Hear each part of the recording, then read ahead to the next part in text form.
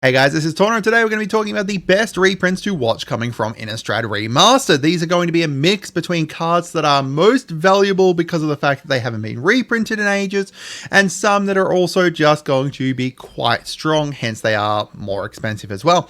So the thing that I always suggest when new cards and new sets are coming out is just to kind of watch the prices over the next couple months, and then when they kind of get and they're starting to kind of shuffle down and get to the point that they're kind of plateauing out, then look at picking them up. Don't go buy them as soon as it's coming out or anything, because when you do that, you're going to end up potentially charging yourself more than you should be. So Innistrad Remastered is a new set coming out 24th of January. It's going to collect cards from the Innistrad blocks plus commander cards set on Innistrad.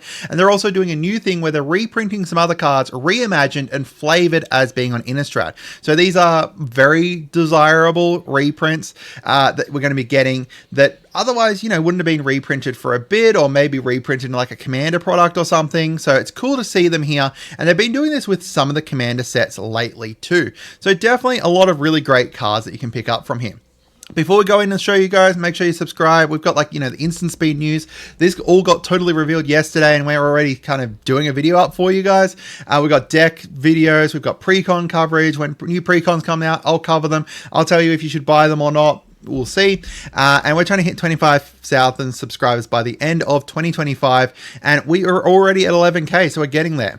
And then we've got a bunch of sponsors here. I'll put the links down in the comments. But the best sponsor is obviously you guys with your channel memberships. Thank you so much for that.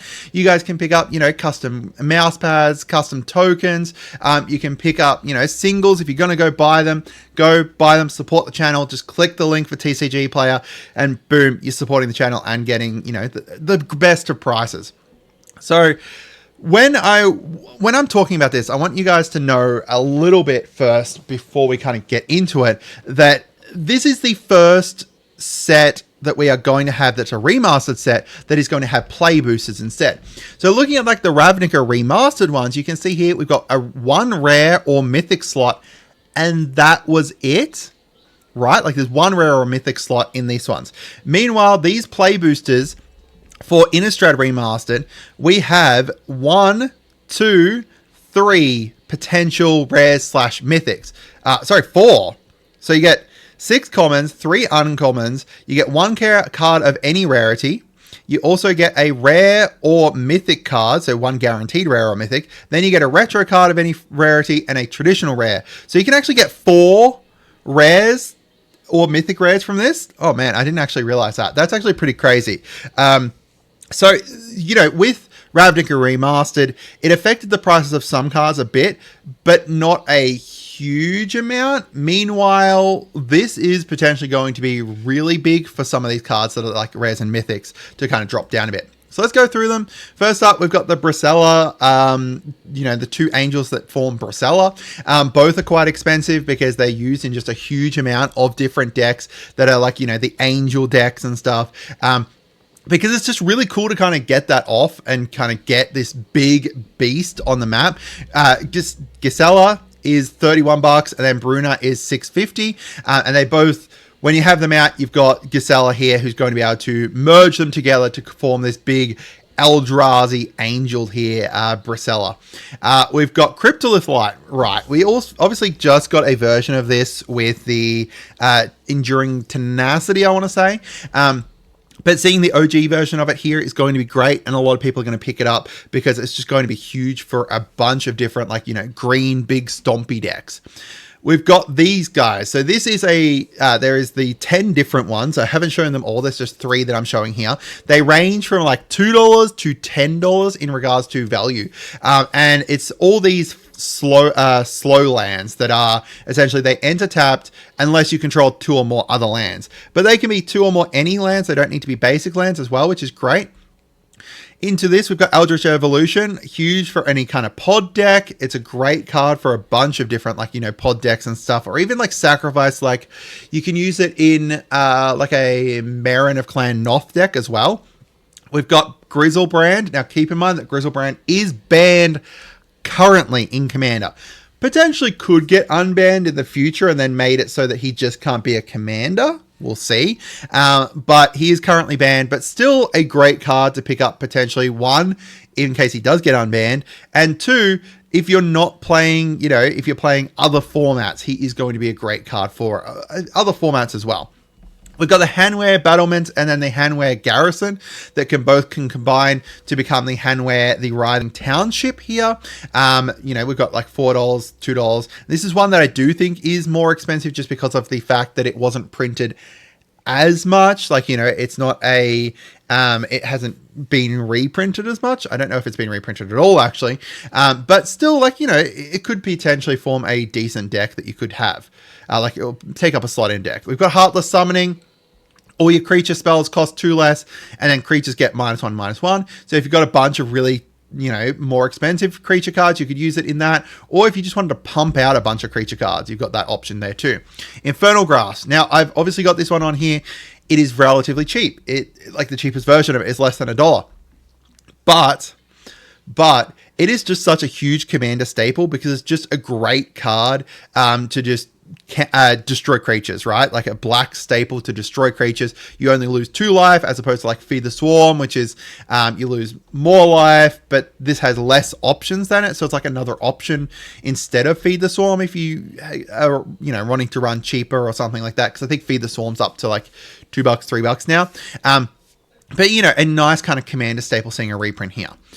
We've got Olivia Voldaren. Any kind of red, like any Rakdos plus, like, you know, Mardu vampire deck could potentially run her. And as well as she could form a decent kind of commander too. We've got Temporal Mastery. Take an extra turn, exile it, but you could have that miracle option there too. So depending on what your deck is, if you've got options to be able to reconfigure the top of your deck, then this could be, you know, 2 mana, and take an extra turn. And there's just a bunch of kind of different ways you can kind of take advantage of this to just, you know, take infinite turns and stuff too. We've got Unnatural Growth. Unnatural Growth is a very interesting card, especially in like a Wolverine deck. Wolverine can make use of it really well. It was within the most recent printing of the Bloomburrow Commander as well. The animated army one. But, you know, if you've got a big green stompy deck, why not just double all the power and toughness of stuff and boom. We've got Vanquish the Horde. I think this is honestly just an amazing board wipe. So it's got like that whole Blasphemous Act, reduce the cost of things, but then also just destroy all creatures rather than just deal 13 damage. So it's a really cool board wipe. I like it a lot. It kind of reminds me of, there's another one that's got Undaunted, this destroy all creatures, really great board wipe that people don't really run.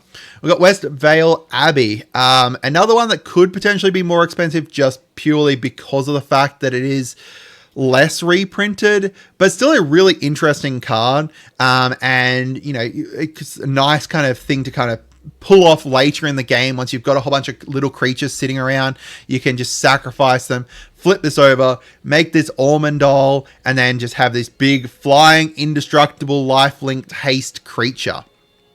We've got Faithless Looting, another one on here that I've put on here purely because of the fact that it's a huge commander staple and the fact that it's gone up in price a bunch lately. You know, because it got unbanned in Modern, it gone up in price, so definitely worth like grabbing it. Someone pointed out that this is actually the original version of it, and it goes to show that, you know, I didn't really pay attention to the original version of it because all I could remember was the like Commander Masters art for it and stuff. But yeah, it was originally printed within an Innistrad set, and definitely a card that's worth picking up for any red deck. We've got Rooftop Storm. If you're playing a zombie deck, worth picking up if you've got blue in your color. We've got Blood Artist, another commander staple. This is one that's a commander staple that, despite the fact that it gets reprinted a bunch within, like, you know, commander decks and stuff, it is still rather expensive. It's still, you know, $2.77. So if you're building a vampire deck, if you're building a, you know, a aristocrat deck, if you're building any deck that's going to be sacrificing stuff, or any deck that's going to be, you know, removing stuff off the board, which is, you know, every deck, Blood Artist is a great card for it. We've got Arlen Cord and Arlen Embraced by the Moon. So that's a flip card that transforms. So, you know, just a general red, green, stompy deck could make use of this. I think that she was more expensive, one, because she wasn't reprinted as much, as well as the fact that I think she was finding love within other like non-commander set formats, but I can't exactly remember. We've got Huntmaster of the Fells and then Ravager of the Fells, very similar, you know, a werewolf that flips over. I kind of wish that I could run him as my commander, but I guess I got Tolvar that I could do that with instead. Allows you to be able to create some green wolf tokens, and then it's got that kind of like the fake day-night cycle. Interesting that they didn't bring back Daybound and Nightbound, but I know people hate it. And they also didn't retroactively change, you know, some cards to that Daybound, Nightbound, because they didn't want to, I think, like, it's kind of interesting because, you know, if they change it to retroactively be Daybound and Nightbound, that's fine, except then there is cards that actually interact with day and night, and it's like, make it day, but then if you had this version of the card, making it day does nothing to this version of the card. We've got the Thalia Heretic Cathar, so a nice kind of staxy card, getting a reprint here. Thing in the Ice, very nice kind of, you know, if you've got instants and sorceries, makes use of it. Just allow you to remove things off the board once you flip it over. Unfortunately, you know, you don't get to choose not to transform it. So I guess if you've got like horrors, yeah, if you've got horrors already, it's good. Like the what's-his-face deck, the Captain deck from Baldur's Gate, definitely a good card for that. We've got Through the Breach. I just love how metal this art is. I love how metal this art is, with Nahiri just ripping open and pulling Emrakul through to Innistrad. Just, yeah, it's just really awesome. Essence Flux getting a reprint as well as Metallic Mimic, and I believe this is new art for Metallic Mimic. I don't think that's a reprint from an older art, and honestly, I love it. It's actually a very interesting art for it. I'm just looking it up. Yeah, this is not, yeah, because originally printed within Aether Revolt, and then now, yeah, this is also another one that was reflavored for Innistrad, I believe, which is really, really cool. I love it. We've got Second Harvest.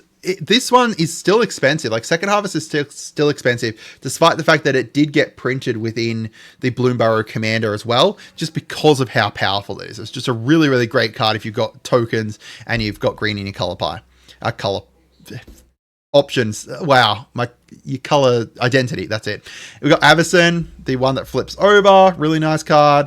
We've got Gitrog Monster getting a reprint too. We've got the Hullbreaker Horror.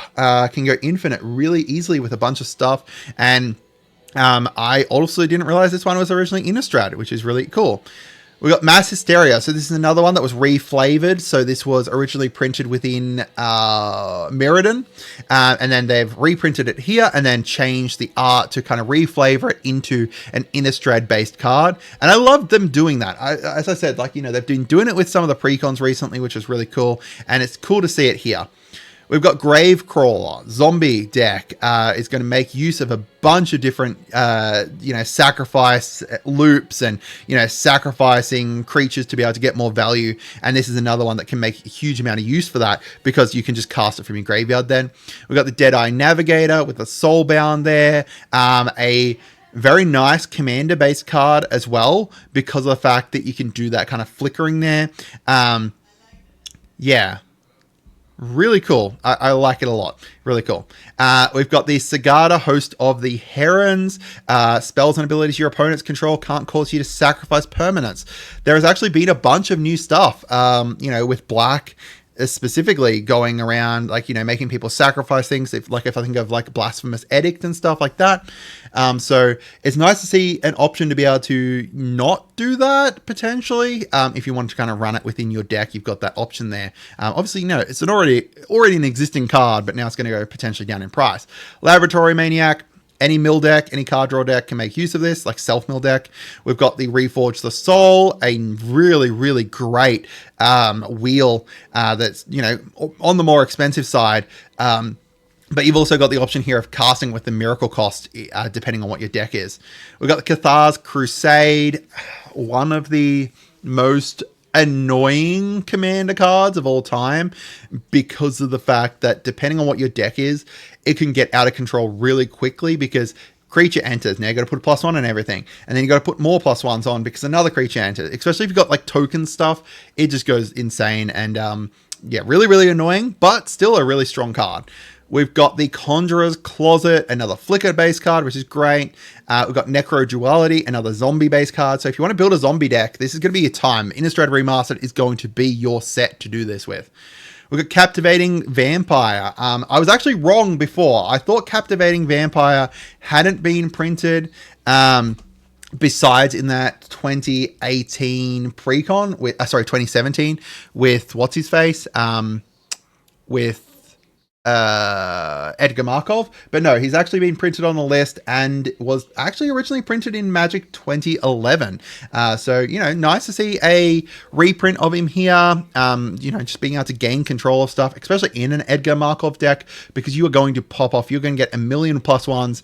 Another million 1/1s. And I played against an Edgar Markov deck the first time the other day, and I never want to do it again. We've got the Sorin Imperious Bloodlord, great, you know, vampire-based planeswalker that you can make use of in a bunch of different decks, especially, you know, as I said, like an Edgar Markov deck.